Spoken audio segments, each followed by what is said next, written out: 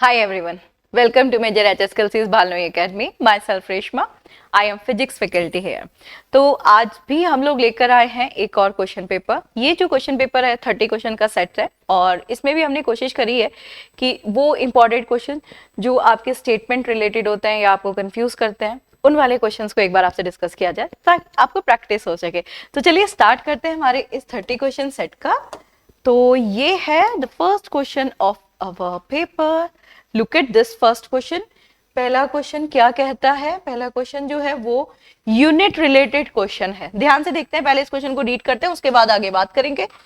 The first question is which one of the following is a correct SI unit of electroflux. Electroflux, okay, ठीक है. And this is the term SI. Do you know the meaning of SI? SI का मतलब होता है international system. मतलब आप physics में जो भी कुछ पढ़े उसकी दो यूनिट्स डन कर ले, एक एसआई यूनिट और एक सीजीएस यूनिट. एक एसआई और एक CGS. CGS is centimetre gram second, that is the international system. आप लोगों ने जो पढ़ी हुई यूनिट्स एंड सिस्टम्स हैं वो 5 है, बट जनरली कंपटीशन एग्जाम्स में सिर्फ इन्हीं दो यूनिट्स के या सिस्टम्स के क्वेश्चंस आते हैं, एक एसआई सिस्टम और एक सीजीएस सिस्टम. ठीक, चले. The term is electric flux. आपने पहले भी एक वर्ड पढ़ा था, इससे पहले वाले टेस्ट में था, that is magnetic flux. Basically flux का मतलब क्या होता है? द रेंज, है ना, कितना आप आगे डिस्ट्रीब्यूट कर पा रहे हैं. When you talking about the magnetic, तो मैग्नेटिक में रेंज फ्लक्स की बात हो जाती थी, तो उसकी ऐसा यूनिट थी वेबर. मतलब वेबर तो नहीं होगा, वाई? क्योंकि ये तो मैग्नेटिक फ्लक्स का हो गया. अब फ्लक्स है, दैट्स मीन रेंज. रेंज इस कहीं ना कहीं डिस्टेंस से रिप्रेजेंट कर सकते हैं. और वोल्टेज, वोल्टेज की यूनिट है वोल्ट और डिस्टेंस को हम ले लेते हैं मीटर में, तो इसका मतलब वोल्ट मीटर इसकी ऐसा यूनिट है which is in our C option, right. अगर मुझे नहीं भी पता था मैं तब भी कर सकती हूँ. कैसे कर सकती थी? एम्पियर करंट की यूनिट होती है, मैं एलिमिनेट करूंगी. वोल्ट और मीटर, दिस इज, ये कोई क्वांटिटी होती ही नहीं है, दैट्स मीन ये तो कोई यूनिट ही नहीं है. ठीक है, चलिए. तो होप इट इज डन, समझ में आया आपको. चलिए अब बढ़ते हैं आगे. At what angle between force and a displacement is a maximum work done. तो सबसे पहले ना कंफ्यूजन क्लियर कर लो, वर्क और वर्क डन. हाँ, वर्क जो होता है that is scalar quantity and work done is a vector quantity. Basically दोनों के फॉर्मूले में भी थोड़ा डिफरेंसेस है, थोड़ा नहीं बहुत डिफरेंसेस है. This is work and this is work done.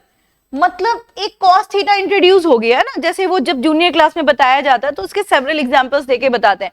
NCERT के एग्जांपल पर लेकर आती हूँ मैं आपको. सबसे पहले आपने पढ़ा, I think in 9th standard NCERT book, एक वॉल है, एक बच्चा है, उसे ऐसे करके पुल किए जा रहा है ना, बट वॉल तो हिल नहीं रही. बट क्वेश्चन पूछा गया क्या वर्क हुआ? वी सेड नहीं हुआ. क्यों नहीं हुआ? क्योंकि डिस्प्लेसमेंट नहीं हुआ ना, बट फोर्स तो लगा ना, उसकी एफर्ट्स तो लगी. चलो यहां तक समझाया गया कि अगर डिस्प्लेसमेंट ना हो तो वर्क 0 हो जाता है. बात समझ में भी आई, क्लियर हुई. लेकिन जब वहीं पर एग्जाम्पल दिया गया, कूली का एग्जाम्पल, बच्चा स्कूल बैग लेकर चल रहा है, यहां पर वर्क डन 0 हो गया, बट स्टिल यहां तो डिस्प्लेसमेंट हो रहा था. तो रोल किसका आया? रोल किसका आया? अच्छा, मैंने एग्जांपल दे दिया, तुम लोग स्टूडेंट्स हो, कहीं इस चीज को नोटिस ना करने लग जाओ बहुत ज्यादा. मैं थोड़ा सा करेक्शन कर देती हूँ. बच्चा स्कूल बैग लेकर चल रहा है लेकिन उसने अपने आप को थोड़ा सा आगे बेंड किया हुआ है. अब ठीक है, ओके. तो क्या होता है ना, जब भी आप किसी लगेज को लेकर चल रहे हैं and this is the effort और दिस इज द डिस्प्लेसमेंट, दोनों के बीच में अगर एंगल 90 डिग्री है तो वर्क डन 0 हो जाएगा. मतलब यहां पर बात क्लियर हुई कि अगर ये कॉस वाला टर्म 0 हो जाए तो वर्क डन 0 हो जाता है. अब हमें मैथ्स में पता है कि जो वर्क डन है वो 90 डिग्री पर 0 हो जाता है, मतलब ये तो मिनिमम हो गया. बट कहां गया क्वेश्चन? क्वेश्चन तो बात कर रहा है मैक्सिमम. मैक्सिमम कब होगा? जब ये वैल्यू 0 डिग्री होगी. वाई? क्योंकि कॉस 0 की वैल्यू 1 हो जाती है. तो 1 यानी 0 डिग्री सेल्सियस, वो 0 डिग्री सेल्सियस नहीं, 0 डिग्री वो एंगल है जिस पर फोर्स और डिस्प्लेसमेंट सबसे ज्यादा वर्क डन कराते हैं. तो हम लोग किस ऑप्शन पर जा रहे हैं? ए ऑप्शन पर. ठीक है, क्लियर हो गया.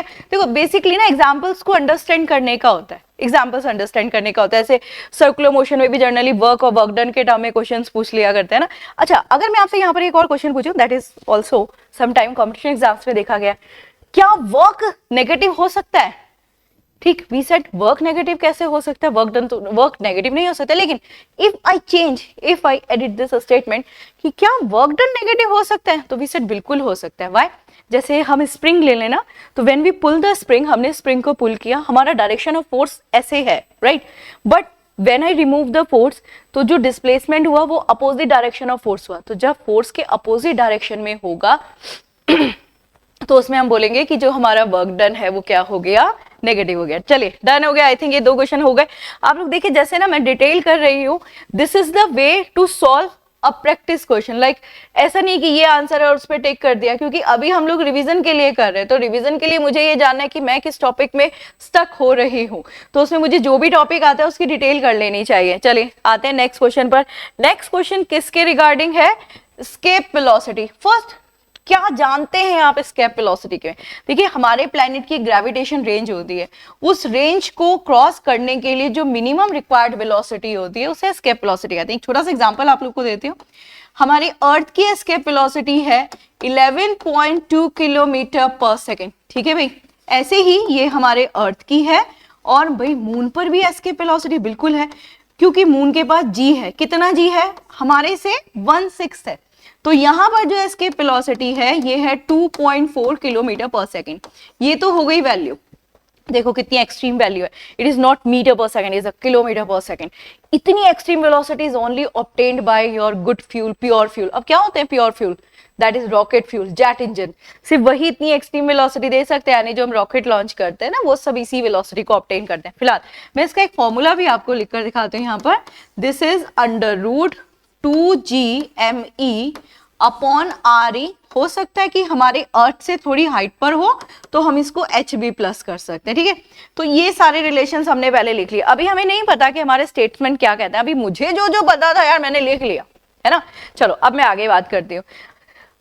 सबसे पहले it is depends on a mass of an object being projected. Look at the ये formula. Is there any a small m? We said no.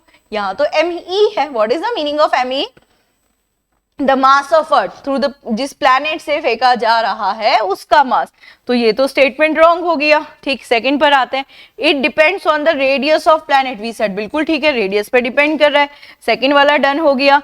It is independent of angle of projection. बिल्कुल ठीक है। देखिए यहाँ पर angle का कोई role नहीं है। और एक हिंट कर देती हूँ आपको एंगल से रिलेटेड। ये जो वेलोसिटी है it is only obtained by jet engines and all the jet engines are based on law of conservation of momentum. अब मैंने यहां पर मोमेंटम बोला है, एंगुलर मोमेंटम नहीं बोला। अगर मैं एंगुलर मोमेंटम बोलती तो MVR होता, तब हम बोलते कि प्रोजेक्शन पर, एंगल पर डिपेंड कर रहा है। बट यहां पर तो आया ही नहीं है ना। तो 2 और 3 स्टेटमेंट करेक्ट हैं। 2 और 3 हमारे बी ऑप्शन में है और ये रहा हमारा करेक्ट। राइट, होप आप लोग साथ में पेन आउट कर रहे होंगे द टर्म्स जो आपको लगता है कि भाई मुझे नहीं आता है ना। चलिए अभी हमारे थर्ड क्वेश्चन तक आ गया। हम लोग बात कर रहे हैं अब हमारे नेक्स्ट क्वेश्चन पे, which is the fourth question. Consider the following statement about the surface tension. Before I start surface tension, में फटाफट से आपको सरफेस टेंशन के बारे में एक बात बताती हूँ कि सरफेस टेंशन का जो फॉर्मूला होता है, this is an imaginary formula. मैंने सरफेस एफ लिख दिया। Surface tension is T, force per unit length. तो एक इमेजिनरी लाइन ड्रॉ कर लेते हैं, उस पर कितना फोर्स पर यूनिट लेंथ लग रहा है, that is called surface tension. ठीक, पहली चीज ये। दूसरी चीज, सरफेस टेंशन जब भी लगता है ना किसी भी बॉडी में तो उसकी शेप को चेंज कर देता है। चेंज करने का मतलब ये रिड्यूस कर रहा है सरफेस एरिया को। मैथ्स में आप लोगों ने पढ़ा है 3 डायमेंशन फिगर में सबसे कम सरफेस एरिया किसका होता है? स्फीयर शेप का। तो आप किसी भी लिक्विड को किसी भी शेप में गिराओ, सॉरी जैसे मान लो मैं एक प्लेट ले लेती हूँ। प्लेट स्टैंड फॉर, समझते हैं ना, फ्लैट यूटेंसिल्स को लिया एंड मैंने उसको यहां से पानी ऐसे करके गिराया तो पानी नीचे आ रहा है ना, वाटर ऑफ कोर्स आ रहा है ना। तो जैसे ही वो अर्थ सरफेस के पास आएगा उसकी शेप अपने आप स्फेरिकल हो जाती है। तो आपने तो उसको फ्लैट यूटेंसिल से थ्रो किया था, ग्रेविटेशन पुल उसको नीचे गिरा रहा है, बट कोई और अनदर फोर्स तो था ना जिसने उसको स्फीयर शेप किया। यानी अगर मुझे सरफेस टेंशन की डेफिनेशन देनी हो तो मैं क्या बोलूंगी कि सरफेस टेंशन एक वो फोर्स है जो फ्री सरफेस एरिया पर लगता है and try to minimize the shape. Right, अभी चीजें क्लियर हो गई। मैंने थोड़ा थोड़ा सरफेस टेंशन के बारे में जो जो मैंने पढ़ा था वो रिकॉल कर लिया। And one most important thing, surface tension 2 forces के ऊपर डिपेंड करता है, एक कोहेसिव और एक एडेसिव। ठीक, कोहेसिव के डायरेक्टली प्रोपोर्शनल है, बट एडेसिव जो कि कोहेसिव के इनवर्स प्रोपोर्शनल प्रेजेंट होना जरूरी है। 2 चीजें क्लियर हो गई। ठीक है, चलो अब आगे बात करते हैं। जो जो हमने पढ़ा, लेट्स सी अभी हमारा स्टेटमेंट क्या कहता है। It is a force per unit length acting perpendicular to the imaginary line on a liquid surface. That's true according to the definition, right? इसके बाद पढ़ते हैं हम लोग नेक्स्ट वाले पर आते हैं। जो हमारा नेक्स्ट वाला ऑप्शन है वो क्या कह रहा है, कुछ तो कह रहा है, it increases with increase in the temperature of a liquid. यहाँ मैं आप लोगों को बताती हूँ, देखो क्या होता है ना, लिख लेते हैं ना, बता दें नहीं, लिख लेते हैं, directly proportional to cohesive but adhesive must present, ठीक है, एडेसिव मस्ट प्रेजेंट, ये इसका प्रेजेंस होना जरूरी है, और ये दोनों एक दूसरे के इनवर्स प्रोपोर्शनल है, ठीक। अब अगर मैं टेम्परेचर बढ़ाती हूँ लिक्विड का तो कोहेसिव क्या होगा, कम होना स्टार्ट हो जाएगा। देखो ये थे पार्टिकल्स, अब मैं टेम्परेचर बढ़ा रही हूँ तो ये देखो इंटरमॉलिक्यूलर स्पेस और बढ़ गया ना, इसका मतलब क्या हुआ, इसका मतलब ये हुआ कि जैसे जैसे आप टेम्परेचर बढ़ाएंगे कोहेसिव कम होना स्टार्ट होगा, यानी टेम्परेचर बढ़ाने से सरफेस टेंशन कम हो रहा है। यहाँ कह रहा है इंक्रीजेस, इंक्रीज इन टेम्परेचर, तो ये रॉन्ग हो गया, यहाँ डिक्रीजेस आना चाहिए था, सेकंड स्टेटमेंट हमारा रॉन्ग है। थर्ड पर आते हैं, addition of detergent of a water reduce its surface tension. इसमें ना मेरे पास बहुत अच्छा सा एग्जाम्पल है मैं आपको एग्जाम्पल देती हूँ। मैंने यहाँ पे दो ऐसे वेसल्स ले लेती हूँ एंड दोनों में वाटर है, दोनों में वाटर है। अब एक में मैंने क्या करा, एक में मैंने इट इज डिटर्जेंट ऑयल, मतलब ऐसी चीज जो नहीं घुल पा रही वो डाल दिया, और एक में मैंने मिला दिया बहुत अच्छे से घुलने वाली चीज, मतलब एल्कोहल। ओके, अब मेरे पास दो सॉल्यूशंस आ गए, यानी मैं बता रही हूँ the effect of impurity on a surface tension. तो अगर ये वाला इफेक्ट आता है तो ध्यान से समझना, एडेसिव इंक्रीज हो जाएगा, कोहेसिव डिक्रीज हो जाएगा। अगर ये वाला एग्जाम्पल आता है तो कोहेसिव इंक्रीजेस, एडेसिव डिक्रीजेस। अब मैंने बोला था ना, इसका मेरे पास एक बहुत अच्छा सा एग्जाम्पल है। जनरली क्या होता है, जब पानी कहीं पर इकट्ठा हो जाता है और हम उस वाटर को ड्रेन नहीं कर सकते तो हम उसके ऊपर क्या करते हैं, केरोसिन ऑयल स्प्रे कर देते हैं। अभी जब हमने उसके ऊपर केरोसिन ऑयल स्प्रे करा तब तो वहां पे कोई मॉस्किटो नहीं था, लेकिन थोड़ी देर बाद उसमें बहुत सारे मॉस्किटोज आते हैं और वहीं पर स्टिक हो जाते हैं। रीजन क्या होता है, जो फीमेल मॉस्किटो है वो वाटर के सरफेस पर एग देगी, है ना।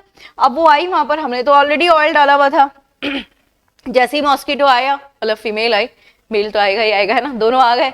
आने के बाद क्या हो गए, एडेसिव इंक्रीजेस, राइट।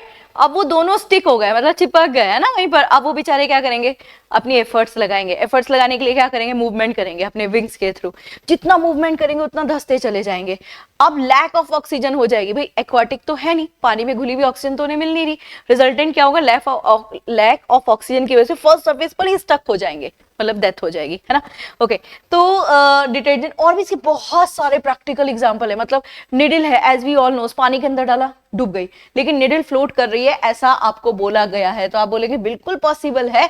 अगर आपने वाटर के ऊपर ऑयल डाला, करा है आप लोगों ने, सब बच्चों ने करा होगा ना जनरली, कि अगर मैं आपको बोलूं निडल फ्लोट करके दिखाओ पानी के ऊपर, तो आप लोगों के पास, सबके पास अपने अलग अलग वे होंगे। कुछ क्या करेंगे सॉरी, एक टिश्यू पेपर में रखेंगे, उस टिश्यू पेपर को स्लोली वाटर सरफेस पर रखेंगे, टिश्यू पेपर पानी के अंदर जाएगा, नीडल थोड़ी देर के लिए होल्ड हो जाएगी। कुछ क्या करेंगे, ऑयल डाल देंगे या सोप का लेदर डाल देंगे। तो वो सारे एग्जांपल सरफेस टेंशन के हो गए। होप आप लोग को समझ में आए होंगे। तो फर्स्ट और थर्ड हमारा करेक्ट है and it is in a B option. Okay, next पर बात करते हैं। कहता है with reference to a TIR, that is a total internal reflection और अ रिफ्रैक्शन 2, ठीक है, consider the following. Light must travel from denser to a rarer medium. The angle of incident must be greater than the critical angle. The speed of light increases when it enter to the second medium during TIR. चलो, अब मैं इन सब के लिए आपको पहले ना TIR की थोड़ी सी कंडीशंस बताती हूँ। मैंने कंडीशन बताने से पहले ना डायग्राम बनाती हूँ। मैंने यहाँ पर सेम मीडियम लिया है, मतलब सेम ही होता है, इसकी कंडीशन है ये, बट वो कहीं से डेंसर और कहीं रेयर होना चाहिए। अब आप बोलोगे सेम मीडियम कैसे हो सकता है? बिल्कुल हो सकता है। मान लो आपका एक रूम है, आपने क्लोजली पैक कर दिया उस रूम को विदाउट जीरो वेंटिलेशन, कोई वेंटिलेशन नहीं है, एंड कितने दिन के लिए, 45 डेज 50 डेज, इतने दिन के लिए। तो थोड़े टाइम बाद क्या होगा कि जो हॉट एयर है वो तो ऊपर आ गई होगी, है ना, नीचे वाली जो एयर होगी वो कम होगी, ठंडी एयर कम होगी, गर्म हवा ज्यादा होगी। तभी तो हमारे घर में एग्जॉस्ट फैन ऊपर लगा होता है ना। तो अगर मैं वहां उस रूम की एयर को कंपेयर करूं तो ऊपर की साइड ज्यादा एयर है, दैट्स मीन डेंसर, नीचे की साइड एयर कम है, मतलब रेयर, है ना। तो अभी मैंने क्वांटिटी वाइज डेंसर और रेयर बोला, नेचर वाइज नहीं बोला, ठीक। अभी मैं उसी पे बात कर रही हूँ। डेंसर में लाइट की स्पीड ऐसी थी, रेयर में आके स्पीड बढ़ जाती है, और भाई इतनी बड़ी कि ये यहीं से वापस चली गई। मतलब आपने कहा मीडियम तो ट्रांसपेरेंट था और ये तो रिफ्लेक्शन की प्रोसेस बन गई। अब मैंने यहाँ पर नॉर्मल ड्रॉ करा, तो this is my angle of incident and ये 90 डिग्री और उसमें इतना ज्यादा, this is the angle of refraction, ठीक है। चलो, अब मुझे सारी चीजें समझ में आ गई। भाई 90 डिग्री तक क्रिटिकल एंगल था, 90 से ज्यादा है मतलब क्रिटिकल एंगल ज्यादा है। अब मैं इसमें यहाँ पर बात करती हूँ। पहली चीज, light must travel from denser to rare medium, we said बिल्कुल ठीक स्टेटमेंट है भाई। The angle of incident must be greater than the critical angle, बिल्कुल ठीक है। 90 डिग्री अगर जब तक रिफ्रैक्शन था तब तक क्रिटिकल था, अभी 90 से ज्यादा है तो ऑब्वियसली ज्यादा ही होगा। The speed of light increases as it enter, भाई सेकंड में एंटर ही कहाँ करी है, सेकंड से तो ऊपर ही निकल गई है ना, तो ये रॉन्ग हो गया। 1 और 2 स्टेटमेंट इज करेक्ट, इसका मतलब ए ऑप्शन हमारा करेक्ट ऑप्शन है, ठीक है। चलिए आगे बढ़ते हैं। अच्छा इसका याद रखना, TIR का कोई भी एग्जाम्पल आता है ना तो बहुत बिलियंस ऑफ ओवर ब्राइटनेस वाला टर्म आ जाएगा। मिराज तो देखा ही होगा, ल्यूमिंग मिराज और ल्यूमिंग तो कॉमन एग्जाम्पल है, मतलब ल्यूमिंग हमारे इंडिया में इतना कॉमन नहीं है बट यस हम लोग जानते ही हैं ल्यूमिंग के बारे में। आगे बढ़ते हैं। नेक्स्ट आता है, which of the following statement regarding Archimedes principal is correct. Okay, पहले मैं आर्किमिडीज प्रिंसिपल के बारे में आपको थोड़ा सा बताती हूँ। आर्किमिडीज जी ने फ्लोटेशन पर सबसे पहला प्रिंसिपल दिया। उस प्रिंसिपल के 2 स्टेटमेंट थे। फर्स्ट स्टेटमेंट कहता है कि जब भी आप किसी बॉडी को किसी भी लिक्विड के अंदर डालते हैं तो जितना वो स्पेस ऑक्यूपाइड करती है उतना ही वाटर डिस्प्लेस जाता है। The weight of body is equal to the weight of liquid displace. Second, जब भी हम किसी लिक्विड के अंदर किसी भी लिक्विड के अंदर कोई बॉडी डालते हैं तो उसका वेट अब चेंजेस हो जाता है, तो इसको हम बोलते हैं अपरेंट चेंजेस। अपरेंट इसलिए क्योंकि आभासी नॉट रियल है, मैं बाहर निकालूंगी तो फिर से वापस वही वाला वेट हो जाएगा, तो इसका मतलब हुआ एक्चुअल वेट में से अपथ्रस्ट फोर्स माइनस हो गया। तो मैं यहाँ पर अपथ्रस्ट फोर्स को F लगा देती हूँ। हाँ, तो दैट्स वाई जिसकी जितना ज्यादा अपथ्रस्ट फोर्स होगा उसमें उतना ही ज्यादा वी फील लाइटर, मतलब नमक वाले पानी में हम ज्यादा लाइटर फील करते हैं, सी वाटर में, है ना, रिवर वाटर में। तो दीज आर द टर्म्स जो मेरे माइंड में क्लिक हो गए कि हाँ फ्लोटेशन में ये सारे टर्म हैं। चलो अब मैं आगे बढ़ती हूँ।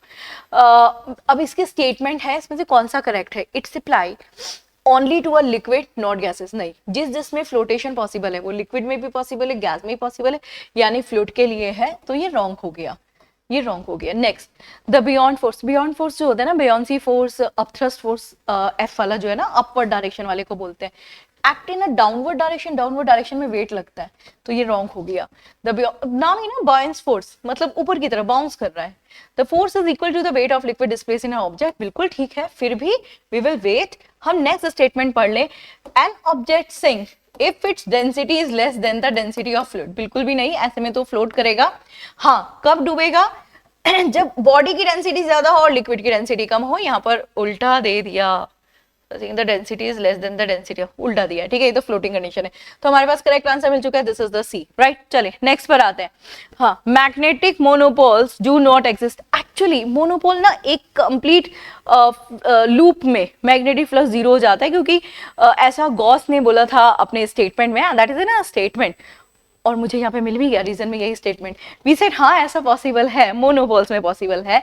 जब Gauss law for a magnetic state that the net magnetic flux through the close surface, ये मैं बोलते ना close loop close surface is 0, absolutely ये इसका डायरेक्ट स्टेटमेंट है, इसमें बहुत ज्यादा एक्सप्लेनेशंस नहीं आती है, क्योंकि स्टेटमेंट का इस लॉ का जो स्टेटमेंट है वो डायरेक्ट यही एक्सप्लेन करता है। तो both are the correct, A. Okay, चले लेट्स मूव, आगे बढ़ते हैं। ये ए करेक्ट है, थोड़ा सा ठीक से मार्क कर देती हूँ। नेक्स्ट पर आते हैं, the speed of body can not be negative.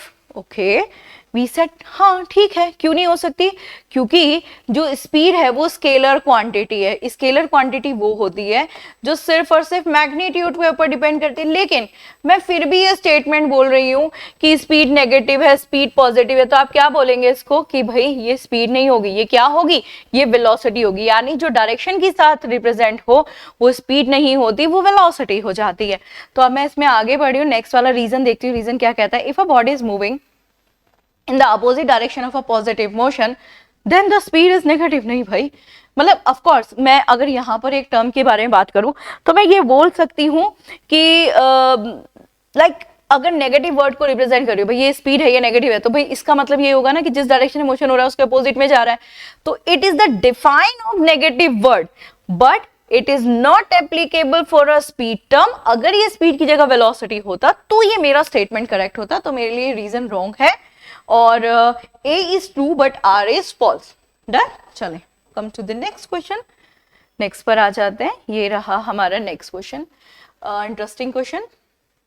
two thin blankets keep more hotness than a one blanket to the of the equal thickness. The reason is, अच्छा मैं आपको ना एक बात बताती हूँ, मैं बात वो वाली बता रही हूँ जो मैंने पर्सनली देखा है ऐसे, क्योंकि क्या होता है ना, आपके बहुत सारे एग्जांपल्स आपके आसपास ही होते हैं लाइफ में ना, बस उनको ऑब्जर्व करना होता है। तो पहले क्या करा करते थे, मतलब अगर हमें ना ये रूम बनाना है, कंस्ट्रक्ट करना है ये रूम, तो क्या करते थे कि पतली पतली ना ऐसे ये ब्रिक की वॉल बनाते थे। आप देख रहे हो, थिकनेस बढ़ा दी है वॉल की, लेकिन थिन ब्रिक्स लगा दी बट दो। अब बीच में ना स्पेस रह गया, ये स्पेस, ये स्पेस फॉर एयर होता था, तो उसमें क्या होती थी, एयर ट्रैप हो जाती थी। मतलब देखो इतना चौड़ा नहीं होता, इतना ब्रॉड नहीं होता, इतना वाइड नहीं होता, दिस जस्ट आपको समझाने के लिए। तो इसमें बीच में क्या हुई, एयर ट्रैप हो गई। अब एयर ट्रैप क्या होती है, एयर ट्रैप जो होती है it's behaving like a insulator. तो इससे क्या होगा, ना तो ये बाहर की गर्म हवा आने देगी, ना ही बाहर की ठंडी हवा आने देगी। ओवरऑल इस रूम का जो टेम्परेचर है वो हमेशा नॉर्मल टेम्परेचर रहेगा। तो पहले इस तरह से कंस्ट्रक्शन की जाती थी। अब क्या है, अगर मान लो आपको ना ठंड लग रही है, मतलब विंटर्स का वेदर है, तो आपने एक बड़ी सी एक शीट ली, मोटी सी शीट ली, उसी पे अनदर फ्रेंड ने दो पतली पतली शीट्स ली। तो क्वेश्चन ये है किसको ज्यादा वार्म इफेक्ट आया। तो वापस मैं इसी एप्लीकेशन को रिलेट करूं कि यहां पर क्या हुआ, एयर ट्रैप हो गई, and trap air is behaving like a insulator. मतलब यहाँ बाहर से ठंड नहीं आने दे रही और मेरी बॉडी का टेम्परेचर से हीट को बाहर नहीं जाने दे रही, तो मतलब यहाँ पर मैं ज्यादा वार्म इफेक्ट फील करूंगी, है ना। तो the layer of a air formed between these two blankets bad conductor of heat, मुझे आंसर मिल चुका है, लेकिन फिर भी हम आगे देखेंगे। the surface area increases, they have a more wool, they absorb more heat from outside। सारा रॉन्ग हो गया है ना। अच्छा इसका एग्जांपल ना इग्लू भी है, इग्लू है ना, बर्फ के अंदर बर्फ का घर वार्म इफेक्ट देता है। नेक्स्ट पर आते हैं, hot soup taste better than a cold soup. Hot soup has high surface tension, it does not spread property to our tongue. अच्छा मैं आपको एक बात बताऊं, ये क्वेश्चन एक बहुत इंटरेस्टिंग वे में भी पूछा गया था। इंटरेस्टिंग वे में ये था कि कौन सा खाना ज्यादा टेस्टी होता है, ठीक है, गर्म खाना या ठंडा खाना, है ना। तो हम इसको ऐसे भी रिलेट कर लेते हैं। खैर मैं इस वाले क्वेश्चन में थोड़ा कॉन्ट्राडिक्ट करती हूँ ना, सबका अपना अपना टेस्ट हो सकता है, कुछ चीजें ठंडी अच्छी लगती हैं, कुछ चीजें गर्म अच्छी लगती है। और what is the meaning of this, this meaning is this कि when you eat something, when you put something on your mouth, on your tongue, तो वो आपकी सलाइवा के साथ जितना जल्दी मिक्स होगा, आपको उतनी ही जल्दी उसका टेस्ट आएगा, है ना। अब आप इमेजिन करो, one is your food, one is your saliva, दो डिफरेंट बॉडी के बीच में लगने वाला फोर्स कौन सा था, एडहेसिव फोर्स। यानी वो बॉडी आपको ज्यादा अच्छा टेस्ट देगी जिसका एडहेसिव ज्यादा होगा, कोहेसिव कम होगा, और कोहेसिव कम है तो सरफेस टेंशन भी कम होगा। तो इसने कहा हॉट सूप का टेस्ट ज्यादा है कोल्ड सूप से, बिल्कुल ठीक है, क्योंकि हॉट सूप के अंदर हाई सरफेस टेंशन नहीं, लो सरफेस टेंशन है। तो एजर्शन ठीक है, A is true but R is false, है ना, ये वाला इसका स्टेटमेंट हो गया। अब बढ़ रहे हैं हम नेक्स्ट क्वेश्चन की तरफ, ये रहा 11th क्वेश्चन। 11th क्वेश्चन देखते हैं क्या कहता है। A person see his virtual image by holding a mirror very close to the face. When the moves the mirror away from his face, the image become inverted. What type of mirror he is using? Okay. अच्छा सबसे पहले मैं इस question को समझाने से पहले मैं आप लोगों को थोड़ा सा प्रैक्टिकल एग्जांपल बताती हूँ। आपके घर में जो स्पून होती है ना, वो उसका वो वाला होलो वाला साइज, मतलब साइड जहाँ से हम लोग खाते हैं वो वाला साइज नहीं साइड, हाँ। तो आप उसको जब अपने फेस के बहुत पास रखते हैं तो आपको ना उसमें इमेज जो है वो सीधी दिखाई देती है। जैसे जैसे आप दूर ले जाना स्टार्ट करते हैं, इमेज उल्टी दिखाई देनी स्टार्ट होती है। यहाँ पर भी तो ये कह रहा है वर्चुअल इमेज होगी जब बहुत पास होगा, दूर होगी तो वो फिर आपको उल्टी इमेज दिखाई देने लग जाएगी। ठीक, अभी तक नहीं देखा, एक बार ट्राई जरूर करना, देखने का पता चल जाएगा। ऐसा होता है आपके कनकेव मिरर में, क्योंकि कनकेव मिरर में एक ही कंडीशन ऐसी है जब वो वर्चुअल इमेज बनाता है, when your object is placed between focus and pole, right. Otherwise सारे केस में क्या बनाता है, इन्वर्टेड इमेज बनाता है। तो this is a concave mirror. कई बार चीजें आपके पास में ही, आपके आसपास है, बस ऑब्जर्व करने की देरी होती है, तो आप ऑब्जर्व करके देखना। Okay, the wave theory of a light can not explain the phenomena of, ध्यान समझना, रिफ्लेक्शन होता है, पोलराइजेशन होता है, स्कैटरिंग होता है, बट फोटो इलेक्ट्रिक इफेक्ट नहीं होता, क्योंकि फोटो इलेक्ट्रिक इफेक्ट जो है वो फोटोन प्रोसेस है, मतलब लाइट आएगी और इलेक्ट्रॉन्स निकलना, एमिशन होना स्टार्ट होगा। तो ये तीनों तो आपने पढ़ी हुई है, किसमें पढ़ी हुई है? आपने वेव ऑप्टिक्स में भी पढ़ी है, आपने ऑप्टिक्स में भी पढ़ी है, यानी ये तीनों तो लाइट करती है शो, बट फोटो इलेक्ट्रिक के लिए the mandatory condition is medium, जब उस पर लाइट आएगी इन यूवी रेडिएशन फॉर्म में बोल सकते हैं, या कोई भी जिसके पास फोटोन पार्टिकल्स होगा। ठीक है, चलो भाई डन हो गया, आगे बढ़ते हैं। If the temperature of a liquid raise then the surface tension is, ये तो अभी अभी मैंने आप लोगों को बताया था, है ना, कौन सा, बहुत सारे एग्जांपल्स आपके पास होते हैं, जैसे जैसे टेम्परेचर बढ़ेगा वैसे वैसे सरफेस टेंशन कम होना स्टार्ट हो जाएगा। टेम्परेचर को बढ़ा रहे हो तो सरफेस टेंशन को डिक्रीज कर दो, ठीक है।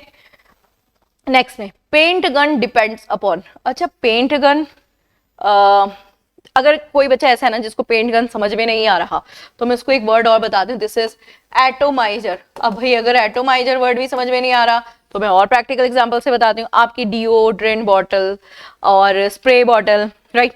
स्प्रे बॉटल वर्ड थोड़ा सा पास्कल लॉ में भी चला जाता है, इसलिए ये जो एटोमाइजर या स्प्रे वो वाली नहीं होती स्प्रे जो सलून में होती है, वो ऐसे ऐसे करके तक करते हैं, नो प्रेस करते रहते हैं तो उसमें से लिक्विड निकलता है, वाटर जनरली। मैं ना परफ्यूम बॉटल के थ्रू आपको एक्सप्लेन करती हूँ। ये यहाँ पर एक पाइप है जो खाली पाइप है ना, और ऊपर एक ऐसे करके द स्ट्रक्चर है जिसको हम ऐसे प्रेस करते हैं, यहाँ पे एक छोटा सा होल है, तो व्हेन आई प्रेस, मैंने उसके अंदर की जो गैसेस हैं उनको कंप्रेस किया, कंप्रेस मीनिंग उनकी स्पीड बढ़ी, और जैसे ही मैंने उन्हें कंप्रेस किया उनकी एनर्जी, प्रेशर इंक्रीज हुआ, उन्होंने अपनी एनर्जी को डिस्ट्रीब्यूट करा, और जो भी उनके आसपास में फिल था, may be a water, may be a liquid, may be a gas, उसका प्रेशर इतना हुआ, and pressure is always flow from higher to lower, और वो स्प्रे फॉर्म में बाहर आ गया। तो अगर ऐसी स्प्रे बॉटल है, राइट, और atomiser, this is the arrangement, और आप पेंट गन, तो ये जब भी आपके किसी भी रूल में प्रेशर इंक्रीज हो रहा है, वेलोसिटी इंक्रीज हो रही है, राइट, और काइनेटिक एनर्जी इंक्रीज हो रही है, जब ये तीनों टर्म आ रहे हैं तो वो डिपेंड करते हैं बर्नौलीज थ्योरम पे, ठीक है। बाकी सारे, अगर मैं पास्कल लॉ की बात करूं तो पास्कल लॉ में ना स्पेसिफिक होता है, ऐसे प्रेस नहीं होता, बाहर से आपको फोर्स देना होता है, मतलब लाइक पिचकारी, इंजेक्शन, वो थोड़ा सा उस टर्म में चला जाता है, ठीक। चलिए अभी आगे बढ़ते हैं, नेक्स्ट पर आते हैं। next this is the next question, it is 15th question.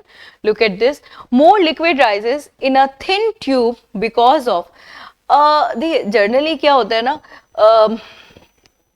ये मैं आपको कैपिलरिटी के थ्रू बता देती हूँ। तो कैपिलरी के equal H is equal to होता है 2T cos theta upon R rho G, ठीक। This is the contact angle, this is the surface tension, this tension T है, हाँ, this is the density of a liquid, this is gravitation, and this is the radius. तो what I observe कि अगर ज्यादा rise हो रहा है तो रेडियस कम होनी चाहिए, है ना। तो अभी फर्स्ट वाले में कहते थे large, no, the large value of surface tension, actually surface tension जो है ना वो यहाँ पर उसके मूवमेंट में सपोर्ट तो करता है, but we are not saying कि ओनली सरफेस टेंशन ही बिलोंगिंग होगा जो उसको राइज करवा सकता है। हाँ, अगर मेरे पास और ऑप्शन नहीं होंगे तो मैं सरफेस टेंशन की तरफ जाऊंगी, बट अभी अप्रोप्रिएटली नहीं, right. Small value of surface tension, no, this is the small value of radius. तो अब मैं इस क्वेश्चन में कंफ्यूज हो गई, ठीक है, मतलब मैं ऐसा बोल रही हूँ कि इसमें कंफ्यूज होने का स्कोप है। अब मेरे पास अगर करेक्शन में देखा जाए तो भाई मेरे पास ए बी भी ऑप्शन है और मेरे पास डी भी ऑप्शन है, मतलब मेरे पास दोनों ही करेक्ट जा रहे हैं। अगर मैं फॉर्मूला वाइज देखूं तो हाँ, जितना ज्यादा सरफेस टेंशन उतना ज्यादा राइज करेगा, जितनी कम रेडियस होगी उतनी ज्यादा राइज करेगा, बट मुझे तो चूज करना है एक, है ना। तो generally when we talking about this, तो अगर मान लो मैं इसको स्वैप करके देखती हूँ, मतलब कि अगर सरफेस टेंशन की वैल्यू को मैं लार्ज रखूं बट मैं रेडियस को भी बढ़ा दूं तो क्या हाइट राइज करेगी? We said no. लेकिन अगर मैं इसको स्वैप करूं कि रेडियस को स्मॉल कर दूं और भले ही सरफेस टेंशन की वैल्यू को कम कर दूं तब भी राइज करेगा। That's mean when I have a radius I will go with a radius, if I don't have a radius then I will go here. Is that clear? यानी हमें ना यहाँ पे चूज करना था, दोनों को तो ऐसे रिलेट करके देख लीजिएगा थ्रू द फॉर्मूला। आगे बढ़ते हैं। A man weight mg is moving up in a rocket with the acceleration 4g. The apparent weight of a man in a rocket, बहुत इजी है, मैं आपको डायरेक्ट फॉर्मूलाज बताती हूँ। अगर मूविंग अप है तो वेट हो जाएगा, उसमें रिएक्शन फोर्स ऐड कर देंगे, ठीक है। और कहाँ गया, हाँ, अगर डाउनवर्ड होता तो ये फोर्स माइनस हो जाता, ठीक है। तो अभी सेट कि अपवर्ड जा रहा है, मतलब आपने उसका वेट था mg गिवन था, और एक्सेलरेशन दिस इज 4g, है ना, 4g, और मास तो ऑफ कोर्स रिमेन सेम होता है, तो मैं इसको m ही लगा दूंगी। तो ये हमारा कितना आ गया, मतलब 4 mg कंसीडर कर लीजिएगा, तो ये आपका हो गया 5 mg। दस 5 mg in option, we said बिल्कुल है, it is in a fifth. ये आपने एक और टर्म पढ़ा होगा, कहाँ पर, आपके लिफ्ट केस में भी आपने ये पढ़ा होगा, है ना, लिफ्ट केस में भी पढ़ा है। तो डन हो गया। अच्छा, इसमें एक केस होता है this is free fall, free fall में 0 हो जाता है, ठीक। चले अब आगे बढ़ते हैं। What is the shape of a graph between the speed and the kinetic energy of a body. देखो, जनरली मैं ट्रिक तो आपको बताऊंगी, लेकिन फॉर एग्जांपल मुझे ट्रिक नहीं आती और मेरे पास दो वैल्यूज आ गई, मुझसे पूछा गया कि बताओ इनकी ग्राफ की शेप में कैसे निकालो, तो बहुत ईजी तरीका बता रही हूँ आपको। जिन दो के बारे में बात करी गई है वो 9th क्लास में लेकर जा रहे हो, not in a science, mathematics. Maths में आप लोगों ने ग्राफ ड्रॉ करा था, है ना, एनसीईआरटी में। तो आप ना ऐसे ही यहाँ पर कर लीजिएगा, ये वैल्यूज रखकर, ये 3 वैल्यू का ग्राफ। जैसे यहाँ पे काइनेटिक एनर्जी और velocity shape of the speed, है ना, तो एक में मैंने काइनेटिक एनर्जी रखा और एक में मैंने स्पीड रखा। मुझे दोनों का रिलेशन पता है, kinetic energy is equal to half m v square, और मैंने उनके बीच में ग्राफ ड्रॉ कर दिया, मतलब वैल्यूज एक को लेट कराए करा और फिर उसको ग्राफ में ड्रॉ कर दिया। बट अगर मुझे ये सब नहीं करना, मुझे टाइम भी सेव करना है, एज कॉम्पिटिशन एग्जाम से हमारा हमेशा यही रहता है ना प्रायोरिटीज की, भाई हम टाइम को किसी तरह सेव करके रखें, बचा के रखें। तो ध्यान से बजिएगा, अगर कोई भी रिलेशन काइनेटिक एनर्जी और मतलब कोई भी रिलेशन इस तरह से है, ठीक है, यहाँ पर स्क्वायर है और यहाँ पर सिंपल है, या इसको ऐसे कर लो, ये इधर ऐसे है और यहाँ पर ये v है, कुछ इस तरह का रिलेशन है। तो जब भी ऐसा रिलेशन होगा तो ये जो ग्राफ बनेगा it is always in a parabola shape, ठीक है। कौन सी शेप जाएगी, पैराबोला शेप जाएगी, ठीक है। चलिए आगे बात करते हैं। और अगर मैं इसको स्वैप कर दूं, मतलब इधर वाली ये क्वांटिटी स्क्वायर हो जाए, तो ये हाइपरबोला हो जाएगी। ये स्ट्रेट लाइन हमेशा यूनिफॉर्म के लिए रिप्रेजेंट होगी। एक्सपोनेंट में तो बहुत वेरिएशंस होता है, आप एक टर्म में डिफाइन नहीं कर सकते, मतलब बहुत सारे एग्जांपल्स अलग अलग कंडीशंस में शो करेंगे। तो अब मैं आती हूँ नेक्स्ट पर, और नेक्स्ट स्टेटमेंट क्या कहता है, हाँ जी, ये consider the following statement regarding a parallel circuit. Parallel circuit, first, what is the difference between parallel circuit and the another which is a series circuit. तो जो पैरेलल होता है ना, उसमें वोल्टेज सेम रहती है, करंट वेरी करता है, और जो सीरीज कॉम्बिनेशन होता है उसमें वोल्टेज वेरी करती है और करंट सेम रहता है। हमारे घरों में जो सप्लाई होती है वो पैरेलल कॉम्बिनेशन होती है, क्योंकि पैरेलल कॉम्बिनेशन में क्या हुआ कि अगर एक लाइन, एक हमारा यूटेंसिल्स वर्क नहीं कर रहा तो दूसरे पे कोई प्रॉब्लम नहीं, क्योंकि वो वर्क करता रहेगा। बट सीरीज में क्या होता है, सेम करंट डिस्ट्रीब्यूट हो रहा है ना। तो अगर मान लो कि एक बल्ब खराब हुआ, वो हम लोग लाइटिंग नहीं करते जब कब करते हैं, जब जैसे डेकोरेशन के लिए फेस्टिवल्स पर हम लोग लगाते हैं, तो होता है ना एक बल्ब बीच में खराब हो गया। तो अगर एक बल्ब खराब हो गया तो क्या होगा कि जो आगे वाला बल्ब है उसको करंट सप्लाई नहीं मिलेगी, रिजल्टेंट क्या होगा, वो ग्लो ही नहीं करेगा, जलेगा ही नहीं, है ना। तो सेम थिंग हम लोग यहाँ पर देखने वाले हैं। अभी मैंने सारी चीजें क्लियर कर ली अपने माइंड में। एक और चीज, इसमें 1 करके रेजिस्टेंस ऐड होता है, इसमें ओनली प्लस करके ऐसे ऐड होता है, R1 R2, इसमें 1/R1 प्लस 1/R2। इसमें जो करंट होता है वो ज्यादा होता है, सीरीज पैरेलल कॉम्बिनेशन में सीरीज में कम करंट लगता है। अभी मैंने सारी चीजें पढ़ी, अब लेट्स सी मैं आगे बढ़ती हूँ। तो potential difference across each resistor is same. Parallel के बारे में बात कर रहे हैं, हमने कहा हाँ पैरेलल में तो सेम होता है। तो पहले मैंने सारी इन्फॉर्मेशन जो मुझे पता थी मैंने लिख ली और मतलब रिकॉल कर ली अपने माइंड में। Now the next, the total resistance of a current is less than the same individual resistance.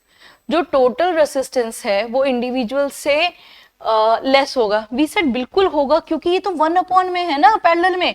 हाँ जी, सीरीज में उल्टा हो जाएगा। If a one bulb in a parallel circuit is fused, the another stop glowing। नहीं भाई, वो तो series में होता है। तो 1 और 2 is the correct answer, which is in option A। आगे बढ़ते हैं। A power developed in a circular motion is always zero। Okay, the work done in a circular motion is zero।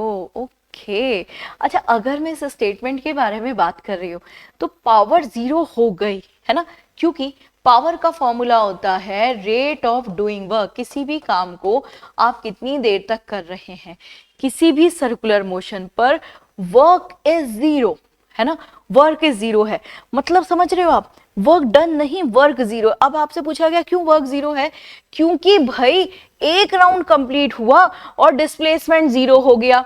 तो यस, मेरा ए स्टेटमेंट तो correct है, but reason wrong है और बहुत माइनर मिस्टेक है। ध्यान से देखिए, ये वर्क डन दे दिया यहाँ पर, अगर वर्क होता तो ये भी करेक्ट होता। तो मैं यहाँ पर बोलूंगी A is true and R is false, right. चले अब आगे बढ़ते हैं, स्ट्रीमलाइन फ्लो। ओके, बिफोर हम ये बढ़े, मैं ये थोड़ा सा स्पेस करती हूँ। स्ट्रीमलाइन फ्लो आप लोगों को थोड़ा सा एक्सप्लेन करती हूँ कि होता क्या है ना, फिर हम लोग आगे बढ़ेंगे। देखो ये ना कोई लिक्विड फ्लो कर रहा था, हाँ, तो मैंने इस पर ना 3 पॉइंट्स लोकेट किए। अगर इन तीनों पॉइंट पर वेलोसिटी सेम है, यू नो, मैग्नीट्यूड वाइज भी, डायरेक्शन वाइज भी, तो ये फ्लो स्ट्रीमलाइन और स्टडी फ्लो है। अब अगर बड़े बड़े वर्फूल्स बन रहे हैं ऐसे ऐसे, है ना, वेव्स वर्फूल, तो मैं इस लाइन के बाद अगर कोई 3 पॉइंट्स लोकेट करती हूँ तो उन तीनों पॉइंट पर वेलोसिटी वेरी कर रही है। Look at this, velocity very कर रही है डायरेक्शन वाइज भी एंड मैग्नीट्यूड वाइज भी। तो this types of flow is called a turbulent flow. Is that clear? चलो अभी मैंने ना थोड़ा सा ऐसे ही माइंड सेट कर लिया कि स्ट्रीमलाइन क्या होता है, टर्बुलेंट क्या होता है। अब मैं इसको अप्लाई कर रही हूँ कि the speed of a particle always remain same. अच्छा, स्पीड के बारे में नहीं बोल सकते क्योंकि यहाँ पे डायरेक्शन का भी रोल है, तो मैं इसको कट ही करूंगी। The velocity of the particles always remain same. तो अभी मुझे जो मैंने डेफिनेशन पढ़ा वो मुझे करेक्ट मिल गया है, लेकिन मैं स्टिल आगे जाऊंगी। The kinetic energy of the all particles arriving at a given points are same. That is the most appropriate, क्योंकि वेलोसिटी सेम है तभी तो काइनेटिक एनर्जी सेम होगी, तो we will go with the kinetic energy first. But हम और आगे बढ़ते हैं। The moment of all, this not moment, momentum होता तो ऑफ कोर्स हम लोग मोमेंटम की तरफ भी जा सकते थे, मतलब तब हमारे लिए क्वेश्चन बड़ा कंफ्यूजिंग हो जाता कि भाई अब काइनेटिक एनर्जी चूज करोगे या मोमेंटम चूज करेंगे। तो फिलहाल we will go with the kinetic energy, क्योंकि यहाँ पर पार्टिकल्स का इन्वॉल्वेशन भी आ गया। तो वी सेड यस, बिल्कुल ठीक है ना। अगर पार्टिकल्स को रिमेन कांस्टेंट लेके चले ना, मतलब वाटर पार्टिकल या जो भी हमारा फ्लो है उसके पार्टिकल्स को कांस्टेंट लेके चलते हैं तो वेलोसिटी है, अदरवाइज काइनेटिक एनर्जी। तो we will go with this C, ठीक है। ओके, लेट्स मूव, आगे बढ़ते हैं। This is our 21th question. क्या कहता है 21th क्वेश्चन, देख लेते हैं। 21th क्वेश्चन कहता है the centre of a mass of a body may lies where the mass there is no mass. वैसे ऐसा ना हम बोल सकते हैं, पर सुनने में आपको अजीब लग रहा होगा देयर इज नो मास, क्योंकि अगर मैं एक होलो रिंग लूं, है ना, और मैं बोलूं इसका सेंटर ऑफ मास कहाँ है, तो आप बोलोगे ऑफ कोर्स जहां पर सारे का सारा मास कोइंसाइड कर रहा हो, समथिंग कुछ ऐसा। तो यहाँ पर देखो मास है नहीं है, इट इज नॉट मैंडेटरी। देखो ध्यान से देखो, स्टेटमेंट में उसने कहीं पर भी आपको ये नहीं कहा कि ये फॉर ऑलवेज, है ना, ऑलवेज नहीं है। सोलो अगर सॉलिड बॉडी होगी तो उसमें नहीं होगा, just a minute, solid body में नहीं होगा, रिंग बॉडी में ऐसा हो सकता है जहां पर मास ना हो। तो मेरे अकॉर्डिंग फर्स्ट स्टेटमेंट मुझे करेक्ट लग रहा है भाई, ठीक है। अब मैं आगे बात करती हूँ। The centre of mass of a body is a point where the whole mass of the body is suppose to be concentrated. ये मैंने अभी स्टेटमेंट बोला भी था, है ना। तो ये करेक्ट तो है, लेकिन इससे ये वाला टर्म क्लियर नहीं हो रहा, है ना, ये इसकी करेक्ट एक्सप्लेनेशन नहीं दे रहा। इसके लिए इसको मेंशन करना था, it must be a hollow body and something this. तो ये वाला मैं बोलूंगी करेक्ट तो है, लेकिन इंडिविजुअल्स करेक्ट है, मतलब not giving a very good explanation, right. Next पर आता है, a capillary tube made up of a glass is dip into a mercury then. अच्छा, अब है ना, इसमें आपको एक फटाफट से ना 3 डायग्राम्स ड्रॉ करके दिखाती हूँ। मेरे पास ये 3 वेसल है and I put a same level of different liquid in a vessel. मैंने सेम लेवल के डिफरेंट लिक्विड फिल करे हैं। तो फर्स्ट में मैंने करा वाटर, सेकंड में करा मैंने मर्क्यूरी एंड थर्ड में मैंने करा प्योर वाटर, ठीक है। मैंने तीनों में सेम साइज की कैपिलरी ट्यूब डाली, तीनों में सेम साइज की कैपिलरी ट्यूब डाली। ध्यान से समझना बात, अगर ये वाटर है, what is the meaning of water? Water हर एक सरफेस को वेट करने की टेंडेंसी रखता है, यानी वाटर का कोहेसिव फोर्स कम और एडेसिव ज्यादा है, तो ये लिक्विड वेसल से हमेशा राइज करेगा। देख रहे हैं, वेसल में लेवल यहाँ तक था और इसमें इतना राइज कर गया। बट अगर ये मर्क्यूरी है, मर्क्यूरी कभी भी किसी भी सरफेस को वेट नहीं करता, इसका मतलब इसका कोहेसिव एडेसिव से बड़ा है। तो देखो ये ना बॉटम तक आ गया, बॉटम तक का मतलब, इरेजर चाहिए भाई, इरेजर, मैं थोड़ा सा ट्राई करती हूँ। हाँ जी, तो ये ना ये यहाँ तक आ गया, ठीक है, ये यहाँ तक आया। अब देखो लेवल यहाँ तक था, ये इतना फॉल कर दिया, क्यों करा? क्योंकि इसका कोहेसिव ज्यादा था। प्योर वाटर होता है इसमें कोहेसिव और एडेसिव दोनों सेम होते हैं, इसलिए लेवल सेम रहेगा इनसाइड अ ट्यूब इज। समझ में आई बात? यानी ये मूवमेंट किसके ऊपर डिपेंड कर रहा है? ये नेचर ऑफ लिक्विड के ऊपर डिपेंड कर रहा है। ठीक है, अब नाउ मैं ऑप्शंस रीड कर रही हूँ। Mercury rises in a capillary tube, no. Mercury rises and flow out, बिल्कुल भी नहीं। फ्लो आउट होने के लिए ग्रेविटेशन 0 होना चाहिए। Mercury descend in a capillary tube, ये मुझे आंसर मिल चुका है, लेकिन मैं फिर भी हाँ नीदर, ये भी नहीं होगा। यस, तो थ्रू द डायग्राम आपको टर्म्स समझ में आ गई, इवन मैंने प्रॉपर मेंशन भी कर दिया the nature of liquid. Okay, आगे बढ़ते हैं। In a cold countries water pipe some time burst because the pipe contracts, water expand on freezing, and the water fridge pressure increases. When a water fridge, it take heat from a pipe. Wow, options कितने अच्छे होते हैं ना।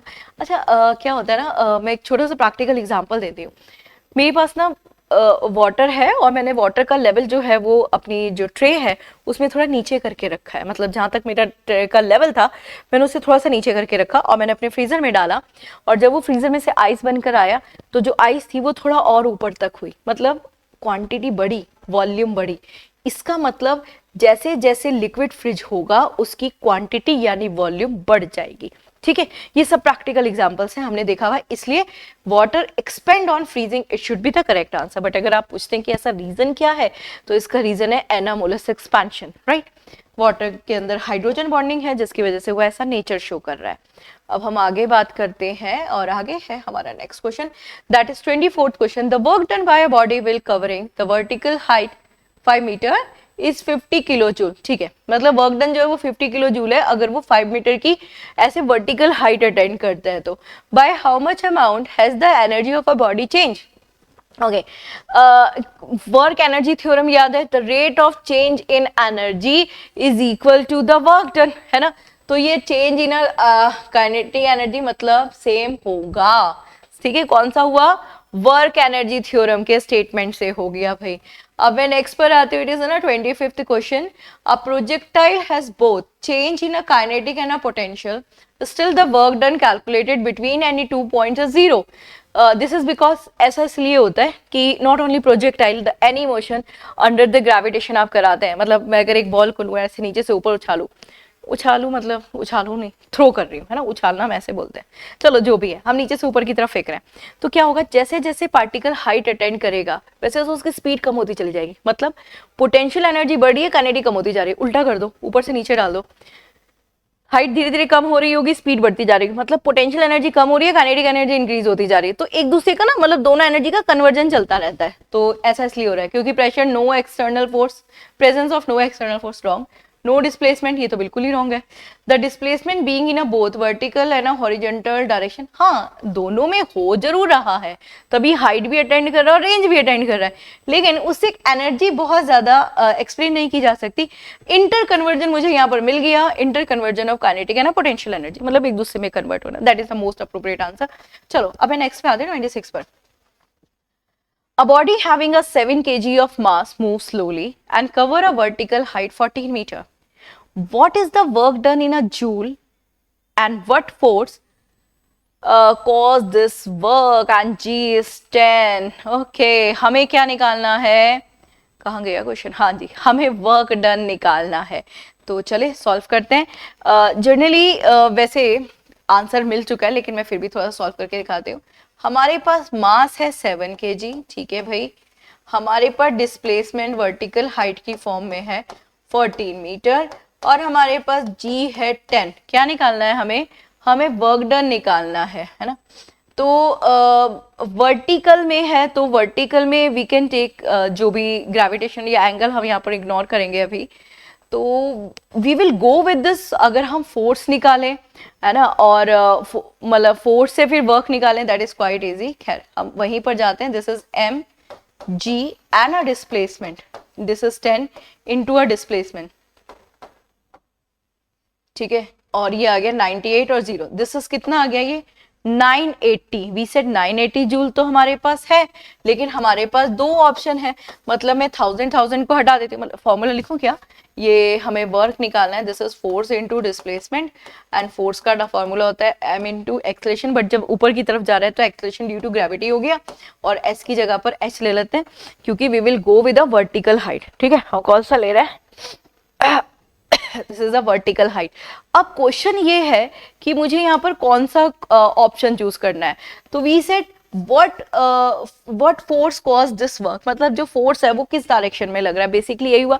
अच्छा एक बात बताओ, जब आप किसी भी बॉडी को नीचे से ऐसे ऊपर की तरफ फेंक रहे हो तो क्या हो रहा है, वो ग्रेविटेशन के अपोज में जा रही है ना। तो अगर ग्रेविटी के डायरेक्शन में जा रही है तो नीचे की तरफ जा रही होती है ना, बट यहाँ पर तो प्रॉपर बोल रहा है ना मूव्स कवर अ वर्टिकल हाइट, यानी ऊपर की तरफ कवर कर रहा है। तो मेरे पास ये ऑप्शन दिख रहा है ना, the force acting opposite the gravity, बिल्कुल ठीक है। अगर वो सी के डायरेक्शन में होता तो बॉडी ऊपर जाती है ना, नीचे ही जाती। तो इसलिए मैं बी ऑप्शन की तरफ जाऊंगी, ठीक। नेक्स्ट पर आते हैं, it is our next question which is 27th question.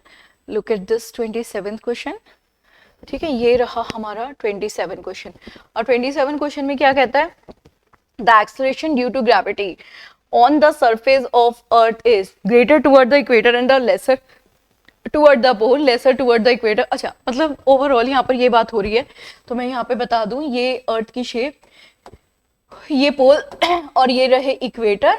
तो ना ये जो हमारी ये सेंटर है और ये रेडियस है, तो अगर ये रेडियस आर है तो ये आर माइनस अप्रॉक्स 23 किलोमीटर कम हो जाती है, सॉरी। तो इसका ये मीनिंग हुआ कि जो अच्छा रिलेशन भी तो पता हो, रिलेशन ये है कि जो ग्रेविटेशन है वो इनवर्स प्रोपोर्शनल टू रेडियस है।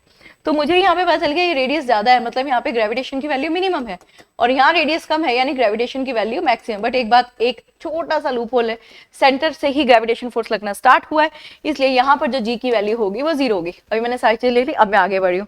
Greater toward the equator, lesser toward the poles, जब उल्टा हो गया है ना, lesser toward the equator and greater toward the pole. मुझे करेक्ट मिल चुका है, लेकिन हो सकता है आगे और भी कुछ करेक्ट ऑप्शंस या मोस्ट प्रोबेबली कुछ और करेक्ट मिल जाए।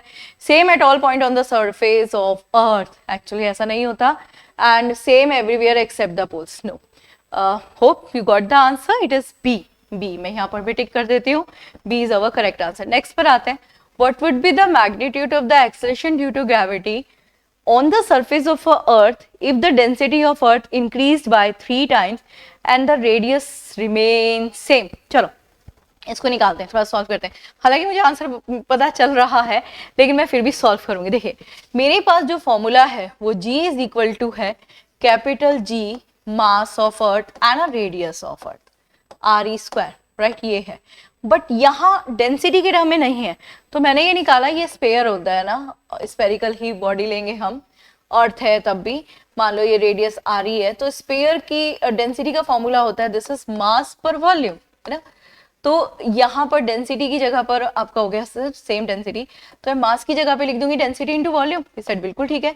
तो मैंने मास की जगह पे लिखा this is density into volume, and what is the volume here, sphere की वॉल्यूम का फॉर्मूला 4/3 पाई आर क्यूब, ये आ गया, और अपॉन है RE, ठीक है, स्क्वायर, ये इससे कैंसिल, ओवरऑल मेरा फॉर्मूला आ गया 4/3 pi and G into D, right. What with the magnitude of the acceleration due to gravity on a surface, अब ये फॉर्मूला आ गया this is G dash, right, और ये वाला मेरे पास फॉर्मूला था दिस इज G जो नॉर्मल हम लोग ले रहे थे, है ना। तो अभी मुझे यहाँ पर डिफरेंसेस, अब वो ये कह रहा है if the density of earth is increase by 3 times, मतलब अब मैं इसको ना 3 टाइम्स इंक्रीज कर दूंगी, तो 3 इंटू 4/3 पाई, इसको G डैश ले लेते हैं, इज इक्वल G और D, तो मैं इस पूरे को उठा के G लिख सकती हूँ, तो G dash is equal to 3G, मेरे पास ये रिलेशन निकल कर आ गया। देख लेना एक बार वापस से, कुछ नहीं करा, मैथमेटिकल फॉर्मूला लगाया है, डेंसिटी को मास की फॉर्म में कन्वर्ट किया, फिर वॉल्यूम की जगह 4/3 पाई आर क्यूब किया, और ये फॉर्मूला निकल कर आ गया, डन। अब वैल्यू लगाते हैं, दिस इज 3 इंटू जी हमें कितना दिया है, नहीं दिया, हम लोग 9.8 ले लेते हैं। तो 9.8 के अकॉर्डिंग अगर हम देखें तो हमारी जो वैल्यू आ रही है this is 28 point something. Does we have an option, we said बिल्कुल है, मल्टीप्लाई करके देख लीजिए, आपको आंसर भी मिल जाएगा, ठीक है। बेसिकली हमें रिलेशन निकालना था, होप आप लोग को रिलेशन समझ में आ गया। चलिए अब हम बढ़ते हैं नेक्स्ट क्वेश्चन की तरफ। Force F is applied on a uniform rod of cross section A. A force F dash is applied on a uniform rod of cross section area 3A. What is the relation between force F and F dash if the pressure on both is same, मतलब overall हमें hint कर दिया, हमें pressure का formula लगाना है। तो pressure is equal to होता है फोर्स अपॉन एरिया, और दूसरा वाला जो प्रेशर है वो है पी डैश। पी डैश में जो फोर्स है वो है, कहाँ गया, एफ डैश, ठीक है, फोर्स है एफ डैश, और जो एरिया है वो 3a है, ठीक है। तो मैं इसको ऐसे लिख दूं, अच्छा मुझे रिलेशन निकालना है, ओके, ये दोनों सेम है दोनों प्रेशर, तो दोनों को सेम कर देते हैं। मैं यहां लिख दूं, this is F upon A is equal F dash upon 3a, तो a से a कैंसिल हो गया, तो ओवरऑल अगर मैं देखूं तो f upon f dash is equal 1/3। अब देख लेते हैं यहाँ पे क्या है, f upon f dash is equal to 1/3 first में है, लेकिन फिर भी और चेक कर लेंगे, क्रॉस चेक, ठीक है, डन हो गया। अगर ये एफ डैश अपॉन एफ होता तब 3 होता, ठीक है भाई, डायरेक्ट फॉर्मूला लगाया, दिख रहा है, प्रॉपर विजिबल है। नाउ अब हम लोग आ चुके हैं हमारे लास्ट क्वेश्चन पर, what is the pascal law. देखो पास्कल लॉ की थोड़ा सा डिफाइन करती हूँ, मतलब मेरे पास ना एक वेसल है और मैंने इस वेसल में फ्लूइड फिल कर दिया, मे बी या लिक्विड मे बी या गैस, ठीक है, पिचकारी कंसीडर कर लो आप अपनी। मैंने यहाँ पर एक ना वो बनाया, एक छोटा सा होल किया, ठीक है। अब ये छोटा सा होल तो लिक्विड था मान लो, क्योंकि गैस में देख नहीं सकती नेक्ड आइस, इसलिए मैं लिक्विड का एग्जांपल ले रही हूँ, अदरवाइज पास्कल लॉ फ्लूइड पे एप्लीकेबल होता है। और ये लिक्विड ऐसे करके निकल रहा है, बट व्हाट आई वांट कि ये जो लिक्विड निकले बहुत प्रेशर से निकले, तो मैं क्या करूंगी, मैं यहाँ से एक पिस्टन लगाऊंगी जिसके थ्रू मैं इस पर एक फोर्स अप्लाई करूंगी जो ईच एंड एवरी पार्ट पर इक्वली डिस्ट्रीब्यूट हो जाएगा विदाउट डिमिनिश, राइट, रिजल्टेंट ये जो प्रेशर है ये इंक्रीज हो जाएगा। This is called a pascal law, ठीक है। और मुझे कैसे पता चलेगा कि कोई भी एग्जांपल पास्कल लॉ का, इसका बहुत इजी है, वर्ड यूज कर लेते हैं हाइड्रोलिक, तो हाइड्रोलिक वर्ड जब भी आएगा पास्कल लॉ से रिलेट करेगा। अब हम आगे बढ़ते हैं। For every action there is an equal and opposite reaction, the force in a time rate of change of momentum, for an ideal gas the pressure is directly proportional to the temperature and a constant volume in a mass. The pressure change at any point in a fluid is transmitted throughout the fluid such that the same change occur every day. अब आप देखो मैंने यहाँ पे क्या बोला था, force distribute हो रहा है ईच एंड एवरी पॉइंट पर विदाउट डिमिनिश, तो करेक्ट एक्सप्लेनेशन हमारी ये हो गई। अदरवाइज आप लोग जानते हैं फर्स्ट और सेकंड न्यूटन लॉ का हो गया, सेकंड आइडियल गैस का हो गया, एलिमिनेट भी करेंगे तब भी निकाल लेंगे, ठीक है भाई। तो चलिए ये थे वो इंपॉर्टेंट 30 क्वेश्चन जो देखने में बहुत ईजी लगते हैं, बट जब हम सॉल्व करने बैठते हैं तो हमारे पास बहुत सारे क्वेश्चन ऐसे होते हैं जिनमें कॉन्सेप्ट जो है वो दोनों ही, मतलब एक से ज्यादा ऑप्शन में करेक्ट लग रहे होते हैं। तो यहाँ मैंने कोशिश करी कि उसको डिटेल में थोड़ा सा एक्सप्लेन करके आप लोग को समझाया जाए। सॉरी, होप आप लोगों को समझ में आया होगा। नेक्स्ट क्वेश्चन के लिए, नेक्स्ट पेपर के लिए मिलते हैं नेक्स्ट क्लास में। थैंक यू एंड जय हिंद।